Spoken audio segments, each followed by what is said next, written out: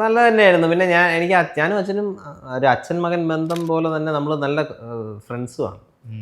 അപ്പോൾ ആ ഫ്രണ്ടുമായിട്ട് നിന്ന് അഭിനയിക്കുന്നൊരു സംഭവമുണ്ട്. പിന്നെ അച്ഛൻ്റെ എക്സ്പെർട്ടീസൊക്കെ ഞാൻ ഇങ്ങനെ കാണുമ്പം ഞാൻ വിചാരിക്കും വേണ്ട അത് ഞാൻ മനസ്സിലാലോചിക്കും. അതൊക്കെ ചില സ്കില്ല് തന്നെയാണ്. ലൈറ്റ് പിടിക്കുന്നതും ലൈറ്റ് ക്യാച്ച് ചെയ്യുന്നതും കറക്റ്റ് ചെയ്ത് എല്ലാം കറക്റ്റ് പൊസിഷൻ കൊടുക്കുന്നതും സാധനങ്ങൾ എനിക്ക് പ്രോംപ്റ്റിംഗ് ഒന്നും എനിക്ക് പറ്റില്ല. ഈ പ്രോംപ്റ്റ് ചെയ്ത് ഡയലോഗ് പറഞ്ഞാൽ എനിക്കത് ഭയങ്കര മെൻ്റലി എൻ്റെ ഡിസ്റ്റർബൻസ് ആണ്.